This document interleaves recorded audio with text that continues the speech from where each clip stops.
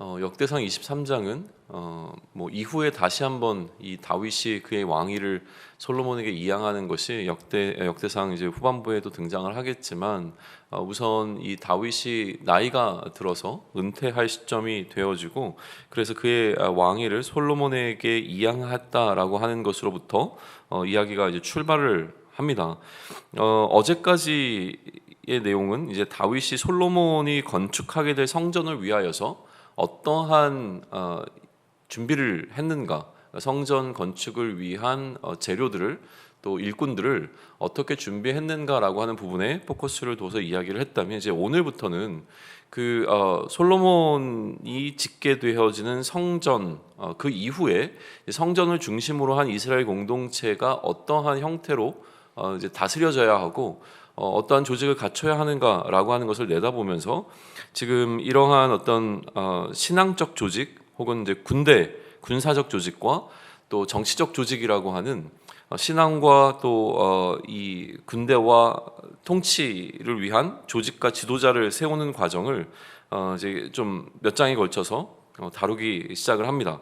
특별히 좀 오늘 23장은, 그러니까 이 23장부터 이어지는 이 내용들은 성전을 중심으로 관련된 이들과 또 이제 왕실을 중심으로 한 고위 공무원들의 이제 명단들을 제시하는 방식을 통하여서 어떻게 이 다윗 이후에, 그러니까 성전이 지어지고 난 이후에 솔로몬 시대에 이 정치 조직이 편성이 되어야 되는가, 라고 하는 부분에 대한 이야기를 들려주고 있는 것으로 볼 수가 있는 것이죠. 2절에 보시게 되면 이제 다윗이 솔로몬에게 왕위를 넘기면서 이스라엘 모든 방백과 제사장과 레위 사람을 모았더라라는 기록이 등장을 합니다. 그리고 이제 이 내용을 거꾸로 기록을 하기 시작해요. 레위 사람에 관한 이야기와 제사장에 관한 이야기, 그리고 이스라엘 방백에 관한 이야기를 이제 순차적으로 진행해 나가기 시작을 하는데, 우선 그런 의미에서 23장은 레위인들을 어떻게 조직화했는가라고 하는 과정을 우리에게 좀 알려주고 있습니다. 다윗은 규정에 따라서 30살 이상의 레위 사람을 계수를 합니다. 이것은 민수기 4장에 다시 돌아가 보시면 회방 일을 하기 위하여, 그러니까 세워진 성막을 위해서 일할 사람들, 레위 사람들을 이제 계수했던, 이 모세가 계수했던 그 장면과 오버랩 되어지는 방식으로 이제 출발을 하고 있죠. 그래서 여기서는 30세 이상이 되어지는 레위인들을 계수했다라고 이야기하지만, 민수기로 다시 돌아가 보게 되면 나이 제한이 밑에서부터는 이제 30살 이상이었지만 위로부터의 나이 제한도 있었습니다. 그렇기 때문에 50살 이하로 되어 있는 30부터 50까지의 이 연령 계층의 이 레위인들을 계수했는데, 아마 동일한 범위에서 이 레위인들을 계수했을 것으로 이제 해석이 되어지죠. 그렇게 계수한 숫자가 38,000명이었다라고 이야기를 합니다. 이것을 이제 문자적 숫자로 볼 것이냐에 대해서는 좀 이견들이 있긴 하지만, 우리는 그대로 이제 본다면 이렇게 계수된 사람의 숫자가 38,000명이고, 이들을 사명에 따라 구분하게 되어지면 성전의 일을 담당했던 자들이 24,000, 관원과 재판관으로 섬겼던 자들이 6,000, 문지기가 4,000, 찬양대가 4,000이라고 하는 이 숫자적인 개념의 기록을 4절과 5절을 통해서 알려주고 있습니다. 그리고 레위 지파는 전통적으로 우리가 잘 알고 있듯이 기본적으로는 세 개의 그룹으로 나눠져 있었죠. 게르손과 그핫과 무랄이라고 하는 이 레위의 아들들을 통하여서 세 개의 큰 그룹으로 나눠져 있었는데, 6절에 보게 되면 다윗이 이 그룹을 또다시 각각의 반으로 나누었다라고 하면서 이 조직을 6개의 조직으로 재편했다라는 이야기가 좀 등장을 하고 있고요. 그러나 이제 내용적으로 봤을 때는 게르손, 그핫, 그리고 무라리 순서를 통하여서 각각의 자손들이 담당했던 역할들에 관한 설명들, 또 그들의 지도자들에 관한 명단들이 이제 소개가 되어집니다. 7절부터 11절이 게르손에 관해서, 그리고 12절부터 20절까지가 그핫에 관해서, 21절로부터 23절까지가 무라리에 관한 이야기가 등장하고 있는데요. 특별히 거기서 그핫 자손을 좀 살펴보면, 그핫 자손은 그핫 자손 안에 모사와 아론이 포함되어 있기 때문에 13절은 아론의 자손에 관해서, 그리고 14절로부터 20절까지는 모세의 자손에 관한 이야기를 기록하고 있는 것을 우리는 주목해 볼 필요가 있습니다. 또 여기서 더 주목하자면 13절에 등장하고 있는 아론의 자손들이죠. 왜냐하면 이제 성전이 건축되고 난 이후에 특별히 이 제사장 그룹이 되어지는 이 아론의 자손들은 모세의 자손들보다 훨씬 더 중요한 역할을 감당하면서 이 성전을 중심으로 한 이스라엘 공동체의 굉장히 핵심적 리더의 역할을 감당하게 되는 것으로 우리는 살펴볼 수 있기에 이 부분을 좀 더 주목해서 보시면 좋을 것 같습니다. 그리고 이처럼 기록해낸 명단에 관한 요약된 설명이 24절입니다. 24절에 보시면 이렇게 기록됩니다. 이는 다 레위 자손이니 그 조상의 가문을 따라 계수된 이름이 기록되고 여호와의 성전에서 섬기는 일을 하는 20세 이상 된 우두머리들이라 라고 되어 있습니다. 그러니까 이 명단을 한마디로 한 문장으로 요약하자면 이렇게 요약할 수 있다라고 하는 이야기를 좀 해주고 있는 것이죠. 그런데 어느 부분이 좀 주목이 되어집니까? 나이 부분이 주목이 돼요. 왜냐하면 처음에 이 이야기를 시작할 때 30세 이상이 되어지는 이 레위인을 계수했다라고 했지만 마지막에 명단이 제시되고 난 이후에 이 명단에 대해서 다시 요약할 때는 어떻게 이야기하고 있냐면 20세 이상이 되어진 자들이라고 하면서 이 10살의 나이 차이가 있는 것을 이야기하고 있는 것이죠.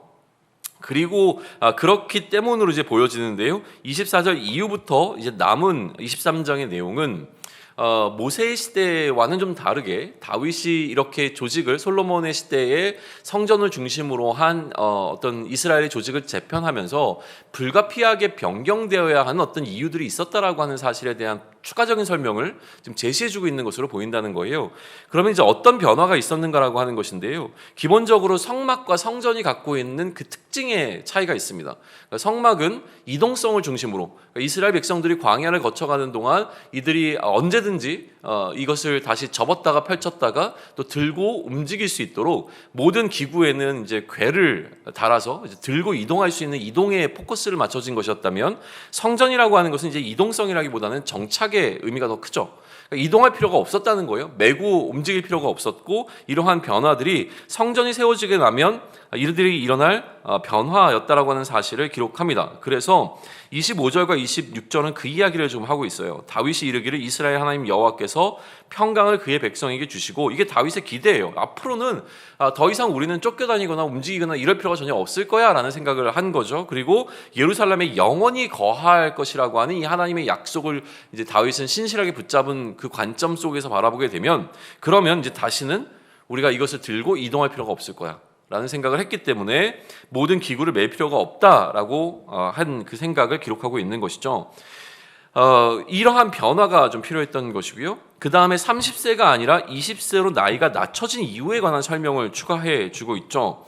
26절이 아니라 27절에 보시면 다윗의 유언대로 레위 자손이 20세 이상으로 계수되었다라고 해요.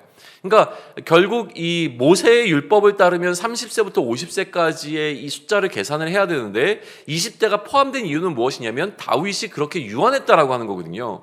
그럼 다윗은 왜 이렇게 유언했을까에 대해서 구체적인 설명이 등장하고 있지만 우리가 유추해 본다면 두 가지로 생각을 해볼 수 있습니다. 첫 번째는 무엇이냐면 젊은 사람들이 필요했다. 나이 든 사람들이 아니라 젊은 사람들이 필요했다. 그러니까 위로 더 이 나이 연령대를 50부터 60까지 높인 것이 아니라 30에서 20으로 나이를 낮췄다라고 하는 것은 우리가 기본적으로 생각할 수 있는 건 어떤 힘이 필요한 젊은 청년들이 더 필요했다라고 하는 것을 한번 생각해 볼 수 있죠. 그러니까 성막의 시대가 아니라 성전의 시대에는 이 레위인들이 힘쓸 일이 더 많지 않았을까? 이들의 젊은 사람들이 뭔가 힘을 써야 하는 일이 더 많지 않았을까라고 하는 추측을 한번 가능하게 하는 것이죠. 두 번째는 무엇이냐면 그냥 해야 되는 일이 더 많아졌기 때문으로도 볼 수 있습니다. 성막의 시대에 이 레위인들이 감당해야 되는 일의 분량보다 성전을 중심으로 한 이 이스라엘 공동체에서 레위인들이 감당해야 되는 역할의 범위가 훨씬 더 많아졌고 더 늘어났기 때문에 어쨌든 간에 이 제사장을 도와 성막의 일, 다시 한번 성전의 일을 감당해야 하는 레위인의 숫자가 훨씬 더 많이 필요했기 때문에 이 많은 인원을 충원하기 위하여 연령대의 폭을 넓힌 것이다 라고 볼 수 있죠. 어느 것으로 해석하느냐라고 하는 것은 분명하게 드러나진 않지만 26절을 보시게 되어지면 이런 기록이 등장해요. 레위 사람이 다시는 성막과 그 가운데 쓰는 모든 기구를 맬 필요가 없다. 다시 얘기하면 힘을 쓰는 일에 있어서는 사실은 훨씬 더 일이 수월해졌다는 것을 우리가 본다면 그러면 힘 쓰는 일이 많아졌기 때문에 레위인이 더 필요했다라고 하는 입장보다도 그냥 이 성전을 중심으로 한 이 공동체에서 해야 할 일이 훨씬 더 많아졌기 때문에 이 일을 감당하기 위하여 레위인들의 연령의 폭을 넓힌 것으로 보는 것이 조금 더 자연스럽다는 생각을 하게 되어집니다.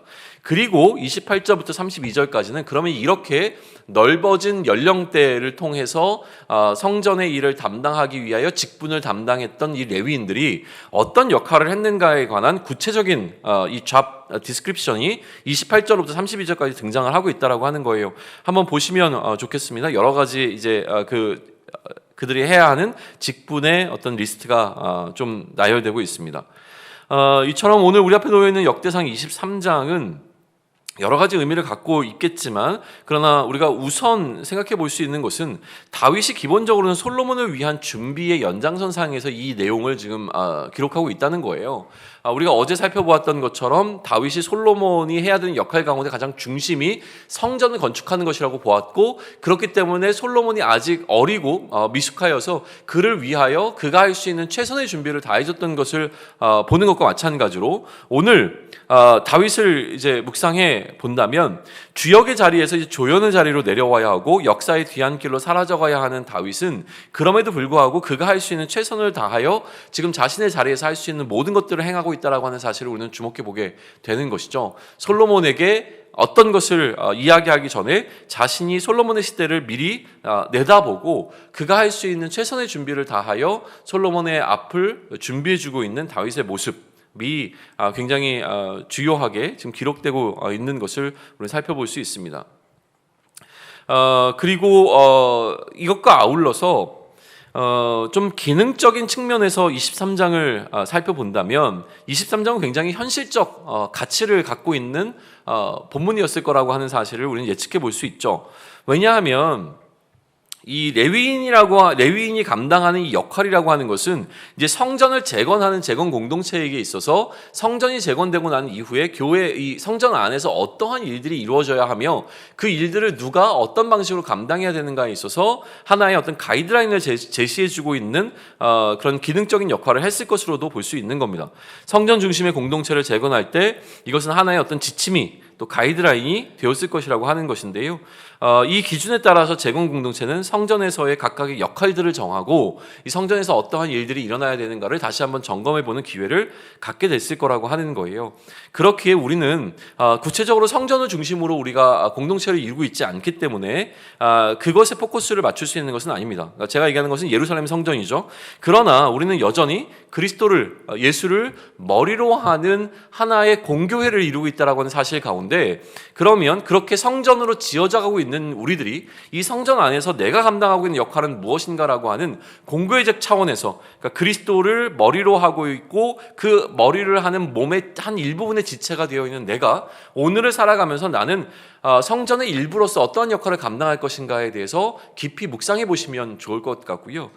여기서 조금 더 우리의 범위를 더 요약하자면 그러한 그리스도의 공교회를 상징하고 있는 이 물리적 형태의 교회 공동체 안에서 역시 내가 감당하고 있는 역할이 있을 텐데, 그러면 내가 속한 이 빌리버스 반석의 교회 안에서 나의 역할이 무엇인가라고 하는 부분에 대해서 한 번쯤 생각해 보면 좋겠다라고 하는 거예요.